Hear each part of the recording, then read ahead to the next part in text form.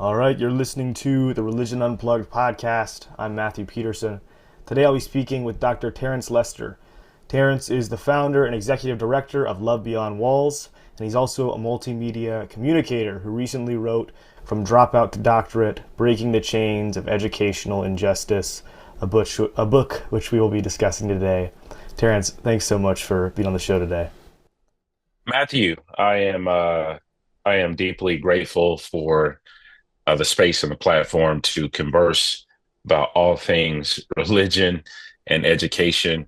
But before we get started, I do want to ask you a question. Why did you choose to have me on, man? Yeah, I think the number one thing that was interesting to me is your outreach with poverty and your commitment to taking care of people on the margins of society, people who are overlooked and hard to help.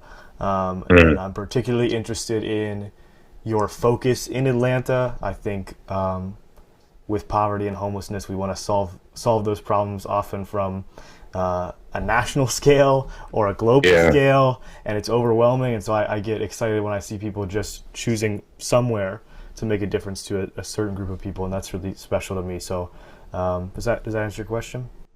Yeah, yeah. Well, I'm excited to dive in. Where would you like to start today? Yeah, I think just to get started, if you could sort of talk about what is Love Beyond Walls, what do you guys do, and why are you passionate about it? How did it come to be? Yeah, Love Beyond Walls has been around almost 12 years in a few months, which is a miracle within itself.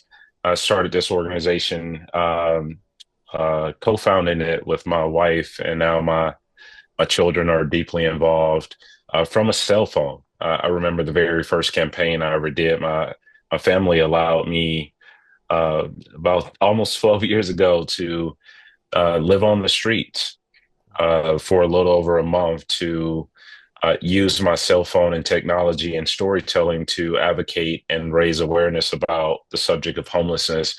I had no idea while living on the streets that I would learn so much about what it means to be unhoused in real time, especially within the last 15 years.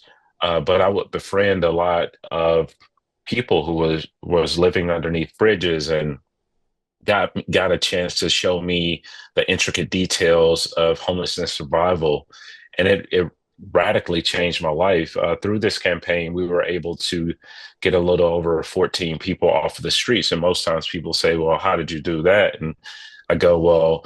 One of the easiest ways to get people off of the streets is through reunification. And reunification is basically connecting people back with their family members.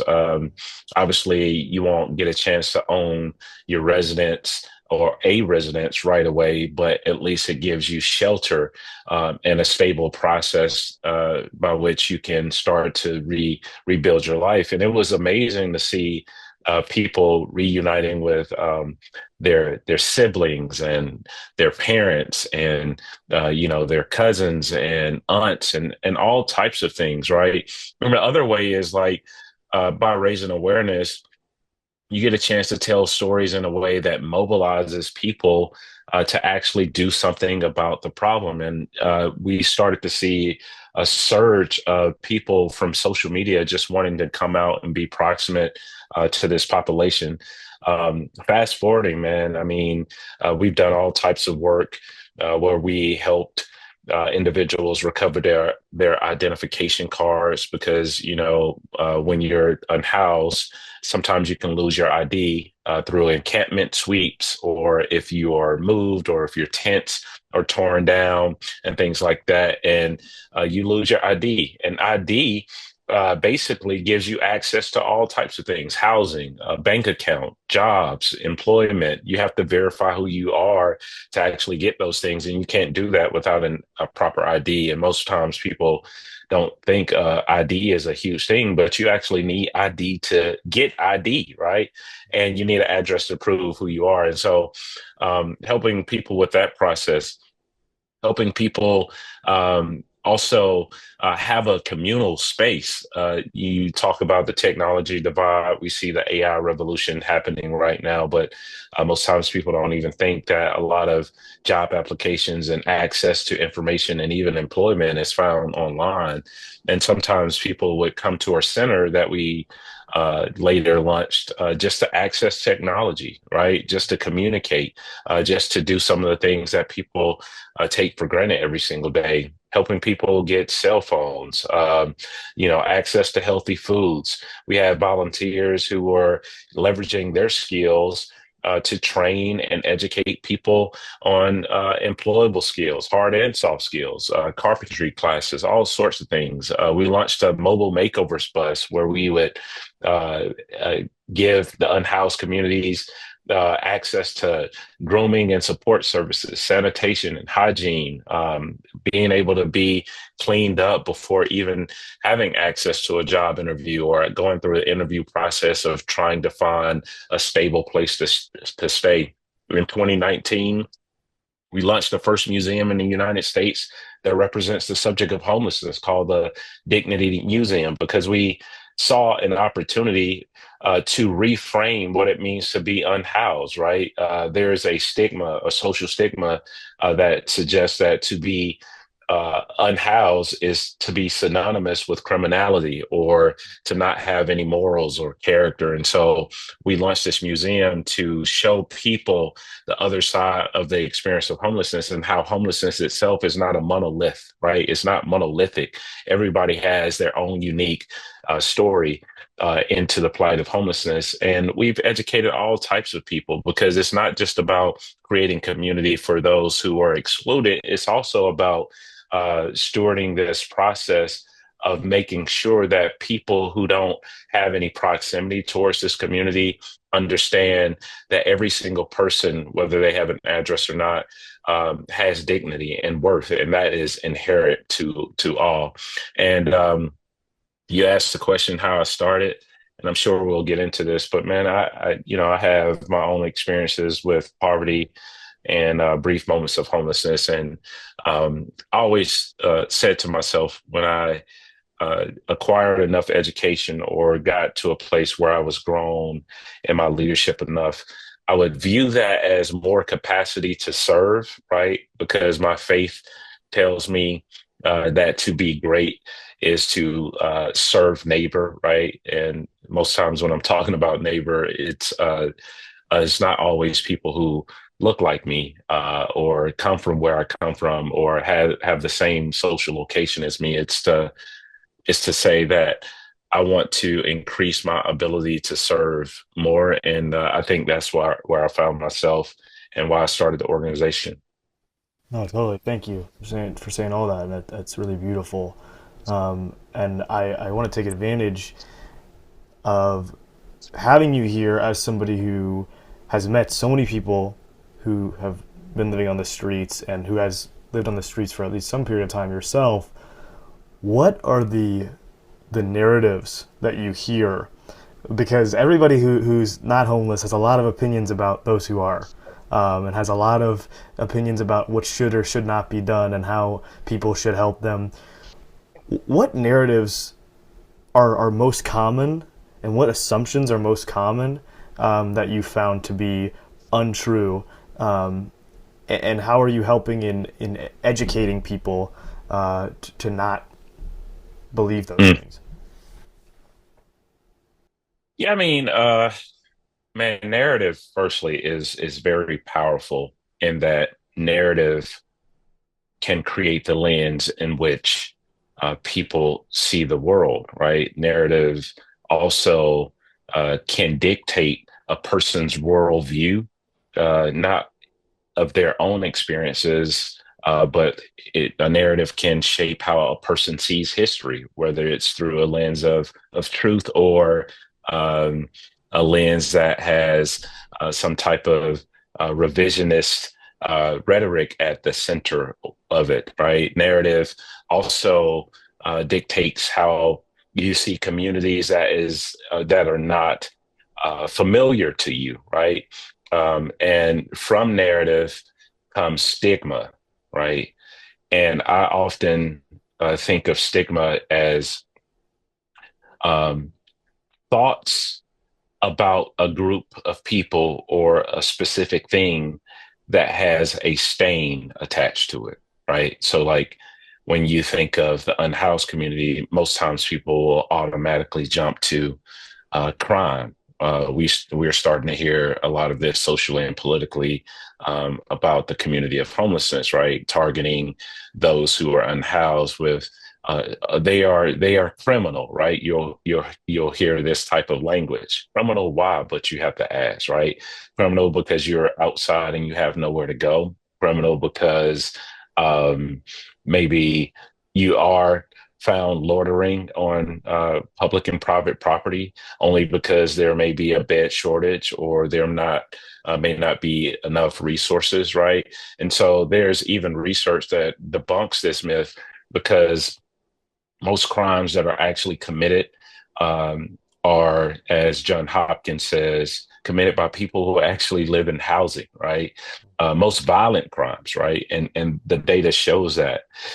Or you'll hear someone say that a person unhoused is lazy, right? If you ever see a person who is unhoused, you automatically go through lazy, character flaw, don't people don't want to work, or some type of mental health challenge, or crime or drug addiction, when the leading cause of homelessness is actually job loss. And we're starting to see increased surges in job loss even today, right? There are more and more people losing jobs. I mean, earlier this year, or over the span of this year, we just saw a report that says over 300,000 Black women alone have lost their jobs, like just this year. And when you think about job loss, you think about minimum wage gaps, right? There's still 20 states, plus 20 plus states that adhere to the federal minimum wage of $7.25. When you consider low income and increased outgo, right, or inflation, you can't keep up with the rising cost of housing. And you factor in losing your job, and then boom, homelessness hits you. Homelessness can come to people from a myriad of ways. You think about job layoffs, you think about losing a loved one. I lost my father just last year, and we had some internal family challenges, even during his last days. And shout out to my dad, who is present with me as I'm doing this interview, Tyrone Lester. But you think about that. You think about people who suddenly become disabled or living with a disability. The number of people who are living on the streets right now who are living with a disability that don't even have the proper ADA um, accommodating supports like walkers and wheelchairs and things like that. You think about people who are fleeing from some type of external forces that are hard in terms of environment. Like poverty itself is a killer of hope, a killer of potential, a killer of dreams, right? All of these things that people don't actually factor in. And then you look at the broader landscape, right? There are over um, uh, half of the country, right, that are living either near the poverty line, research shows, or below it.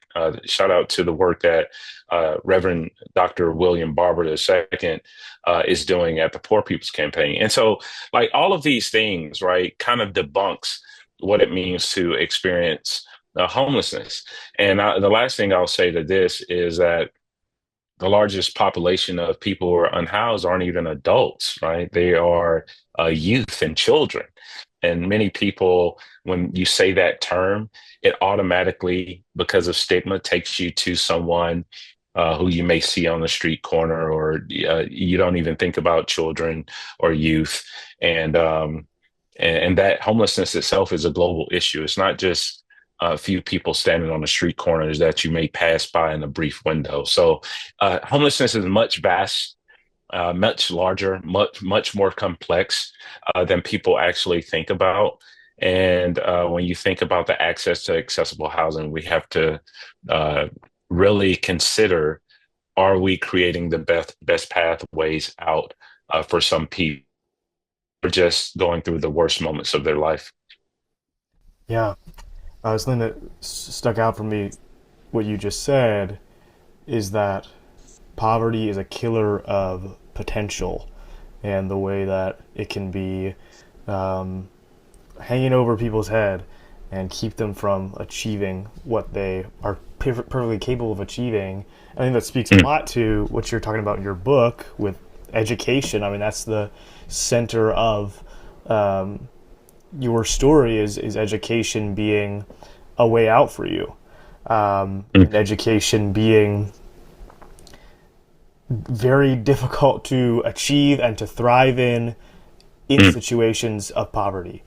Can you talk about how education and poverty are inherently intertwined, and sort of your own story with education?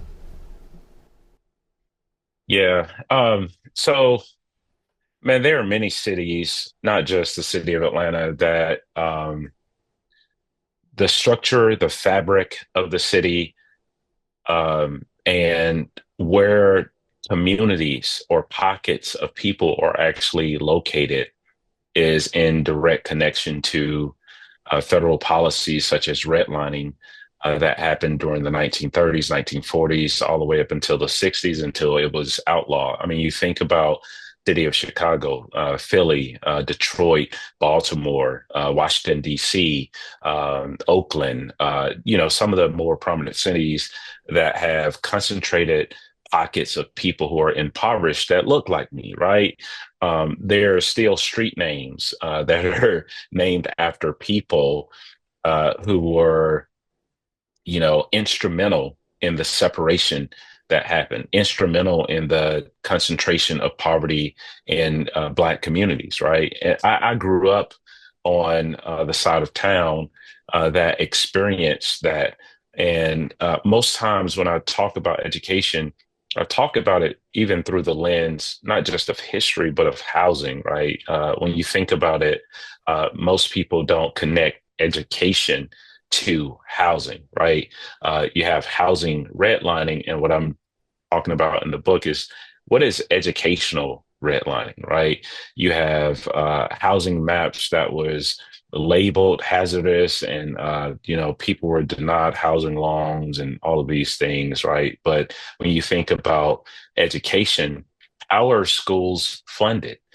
Schools are funded largely by property taxes, right? And what does that mean, right?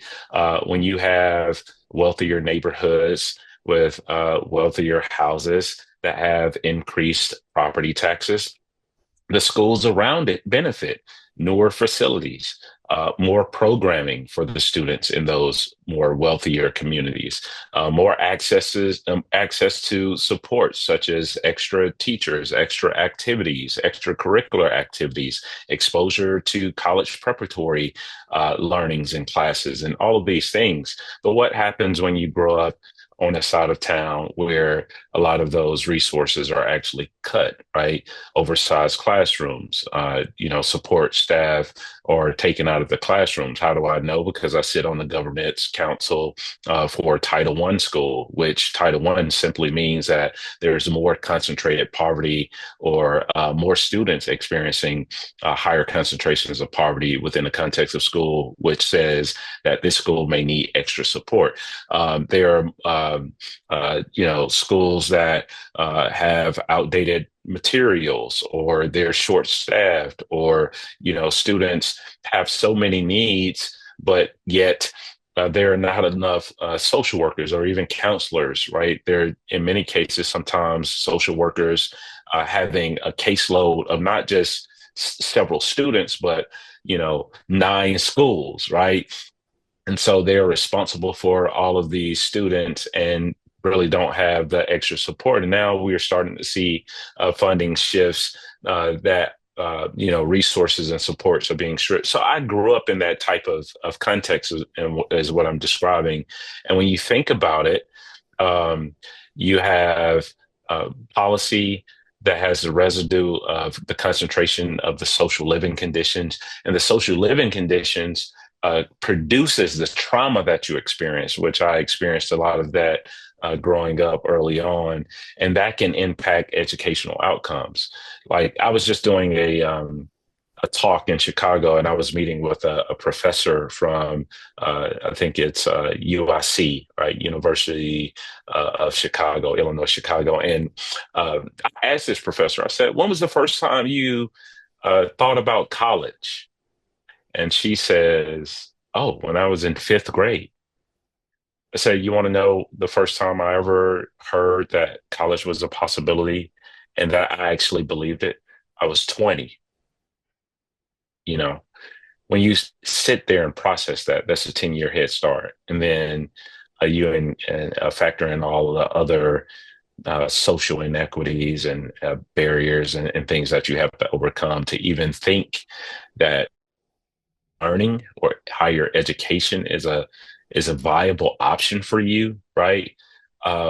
There's a lot that you have to journey through. And so I talk about all of that. I talk about how I overcame a lot of the structural issues through the power of community and people coming into my life at pivotal moments, and how I overcame a lot of that and went on to become a PhD, which is where I come from, is a rarity. And I'm arguing that that should not be an anomaly to people who come from the types of environment that I grew up in. And so I hope that answers your question. But before you go on with the next, I want to ask you, Matt, when was the first time you heard about college? Oh man, I mean, probably first grade. I mean, I feel like my whole time in elementary, I was told I would probably go to college. Yeah, there was always an expectation for sure. Yeah. Wow. So I Wow. hate to beat the fifth grade, but I feel like that was just, yeah, that was always there, man. Yeah. Yeah. And even like as you process that, right? Which nothing is wrong with that. I think it's great that you got that the confidence and the exposure to that early, but like in contrast to maybe someone who a student that may not never hear that. What are your thoughts about that? Well, obviously, it's like deeply disturbing. And it makes me very grateful, I think. Maybe Hmm. that's the first thing I feel is grateful to my parents, especially, who just always made that an expectation. Um, Hmm. it also makes me feel, I think, I get some guilt later on with like in high school. When I in high school I really didn't want to go to college, and I'm really glad Oh that wow. my parents wanted me to go to college. But it's like even to like just be like it was so much of an expectation. It was like something I could really take or leave. Mm. It's really astounding when confronted with like yeah people who was just never an option, never a consideration. Um, and as much as I don't know. I think higher education is something that we could rethink and improve upon in a lot of ways Yeah. in this country. I'm really grateful for a lot of the things I got out of it, particularly, I think, mentorship. And Mm. particularly, I think, like relationships that came because I was not just done with high school and then sent out into the world to try and figure it out. I had a structure of people who were worried about me succeeding, and Yeah. you know, both peers and teachers. So you know, does that make sense? Yeah. No, that makes perfect sense. And it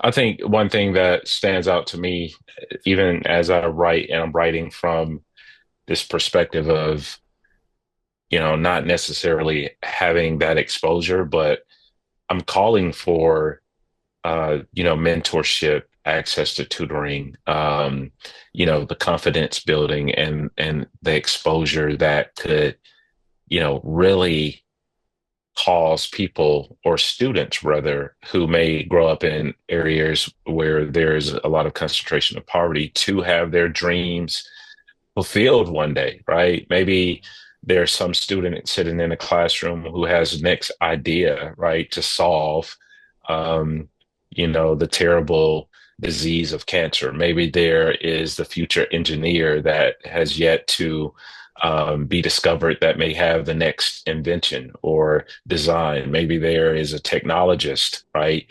Sitting with, I'm talking about the potential of students, right? Uh, that could have their futures robbed and their dreams robbed if they don't have access to that type of mentorship and encouragement and exposure that is so necessary. And I think even to tie faith into this, because I know this is a platform that kind of speaks to that. Are some of my greatest mentors and people who really spoke life into me were people of faith, right? Even beginning early on with my grandmother, who is still alive, who's 93 years old, who lived through, civil rights, the redlining, not being able to go to parts of town. She still texts me. She just text messages with me yesterday, and her modeling what it meant to be included in a community of faith and to be committed, but also to have this wiring of seeing the world as a place and an opportunity and space to use her gifts of service to change the lives of people around her. I saw that in my grandmother. I saw that in my mother. I saw that in my mother's mother. I saw that in my community.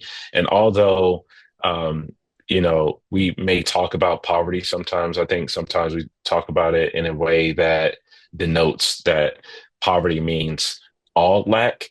And that's not the truth, because just because a person is poor doesn't mean they have any less brilliance, right? Any less potential, any less opportunity for flourishing and all of those things. What we're just saying is that there's a greater probability for them not to, or for a person experiencing poverty, not to reach that potential based on the environment, right?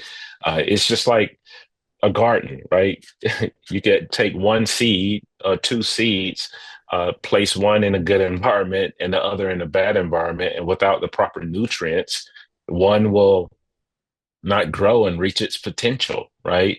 And it's not the seed itself, it's the environment, right? And so um, we just got to consider that, even as we have this conversation. And I'm hoping that somebody's listening to this and ask themselves, how can I be of service? How can I use my faith, whatever that may be, to serve the community around me, to ensure that people who may need that extra support or investment or whatever it may be, to have what they need, even if it's something as small as showing up to volunteer in a school that has been deprived of resources. I'm just saying, use your faith to do something. And I think faith has always played a huge part in my personal development, and it's gotten me to where I am today. Yeah, I think what I really want to highlight, and like because I mentioned in my experience that was such an important part of my education, is something that I think has set me up well, is mentorship. And I remember reading like right before you went through your period where you were not living at home, where you were kind of couch surfing and sleep on the streets and things like that. You talk about how your mom tried to introduce like male role models into your life, or like mentor figures, but you were like push them all away. You know, I think a lot of there's so much good writing right now and thinking about how to set up men for success in like a healthy way, and how to like men need male role models in their life to succeed, and like it's scary to think about like the fact that just nothing was breaking in for you. What finally did? What finally worked? What kind of approaches from older men were actually effective to you in just helping you get things together and feel like you had a plan for your life? Yeah, that's a great question. Well, I do think that in response to your statement, that people need people, right? And like for instance, I have a friend named Casey Benning. She leads a group called Hey, Helping Empower Youth, and she works with young Black males, right? And they have a hay house. Her co-founder is Mark, and he works with the young men, but it was out of her desire to create a sanctuary almost for young men to feel safe and have that trust. And so sometimes that can come from a myriad of places, not just particularly male, I believe, because I had a lot of women to sow seeds into my life that were not my family members per se, but those seeds kind of grew and cultivated the type of trust and safety for me to open up. The second thing too is like I would say that it wasn't any linear, perfect process. I think you mix in uh, the trauma, the pain, the disappointment, the dissatisfaction with where I was in life, and then a moment of opportunity. I remember one day a man experiencing homelessness uh, came up to me after I was deciding to drop out of high school and asked me if that was my school behind me as I was walking away and told me that I would be a leader one day, like out of the blue, right? And, it was this moment where his words, uh, from a person who didn't have an address, pierced through the shame, the hardship, the pain, all of the things that I was carrying, and I heard that message, right? And so God just doesn't. I believe God doesn't just use you know uh, vessels or people who have it all together, right? My encouragement came from the least likeliest of places, in that of someone who embodied dignity, but had a moment of expression that became the catalyst for me to start listening.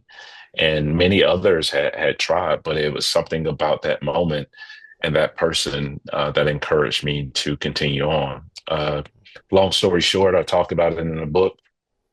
I listened, I dropped out, but I eventually went back.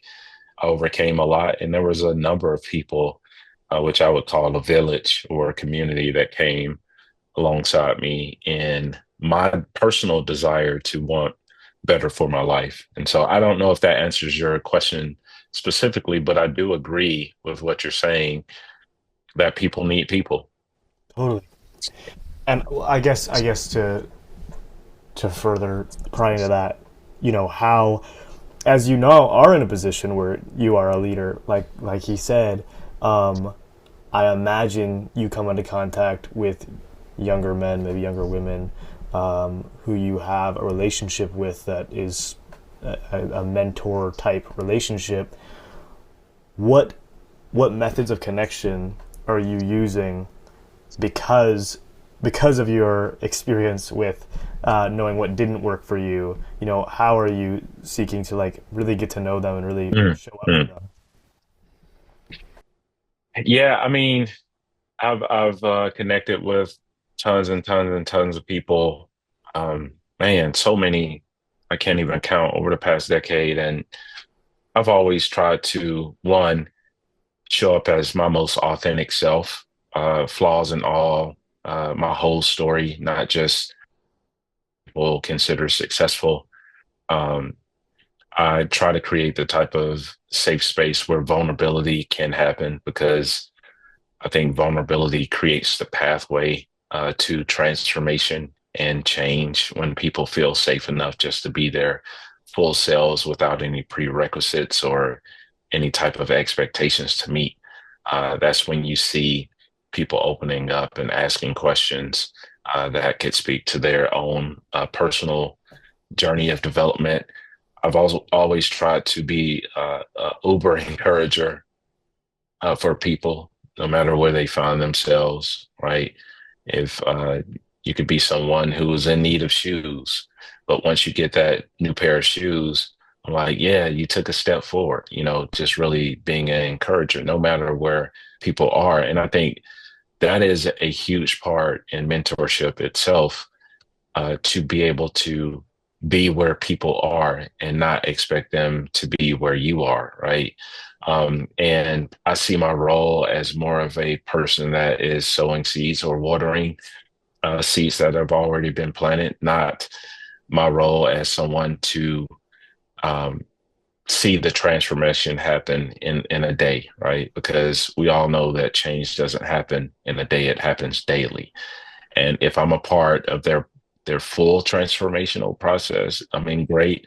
If I'm not, I'm celebrating any part I get a chance to play. And so, yeah, I mean, through phone calls, through technology, through community center at Love Beyond Walls, through whatever means necessary, I think um, that my faith drives me to be in relationship with people for the season that I'm to be there. Totally. And I don't want to take too much of your time, too much more of your time, but I'll end with this.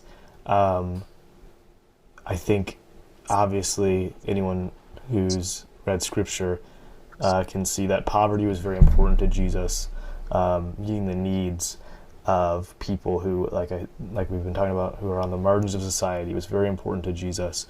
And I think really Christians, for how varied what it means to be a Christian can be, I do believe the lion's share of Christians really do want to care for the poor, really do have that desire, even if they disagree about how to go about doing it.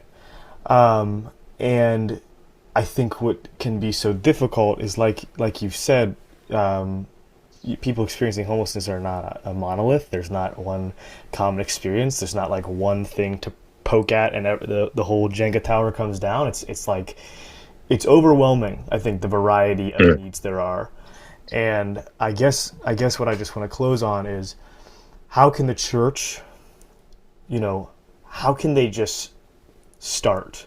Where do they begin to start making an impact in their communities when there's all this stuff that just feels impossible about how to really solve the problem? Where do they begin to help? Yeah, I just wrote this piece called "Becoming Reparative Communities," which is supposed to come out on CSA here soon. But towards the end, I talk about four things that I believe reparative churches or communities can do and be about. And the first thing is like eyes that see dignity, right? Um, is realizing that every single person carries the image of God, period, without qualifiers that draw lines around people that have all of these expectations, like every single person, which causes us to like really work and push past our um, judgments and our, whatever we might believe about people that we've never been around. And then, the next thing is like hands to repair. Like I really challenge churches to become reparative and asking itself, what work needs to be done around us, right? Not, I'm saying like in ways that we haven't not shown up before, and really sitting with that question and then taking the inventory of like, who's in our church? Do we have more doctors than teachers? Do we have more engineers than doctors? Do we have counselors? Do we have carpenters? Like, and really looking at what God has placed in the church and then asking yourself, like, what work needs to be done around us? And then mobilizing people to actually serve and meet those needs, right? Asking the church, how can we actually become the church? Because the church is not a space, it is a group and a gathering of people. Ecclesia is the term in the New Testament, right? And then um, voices that speak up, right? It's not just about being aware of a person's inherent dignity and then saying, how can we actually serve, right? But then actually being voices that speak out for people or with people who are considered powerless, right?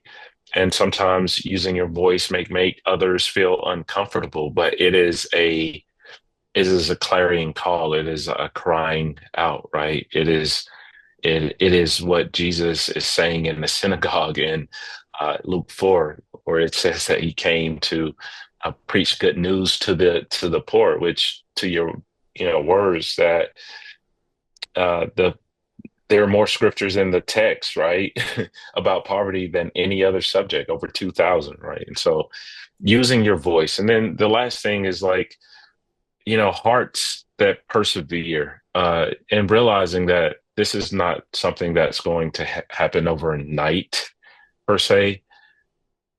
It may be a long while, and we have to have the right grounding and faith and foundation to continue to do this work of the Lord uh, long after we feel like we've done enough and we're not seeing any progress, because we understand that as a church, it is an extension or expression, a small expression of who God is, and we have to be committed to this work. And ultimately, we ultimately hope and pray that it will make changes or create the type of ripples that we wish to see to create change in the communities that stand desperately in need. And so I don't know if that helps. I don't have any prescriptive answers, but I do know that there's some church right now that has what it takes to make a difference in the community around it. Hmm. Well said. Everybody, that's Dr. Terence Lester. His book is From Dropout to Doctorate.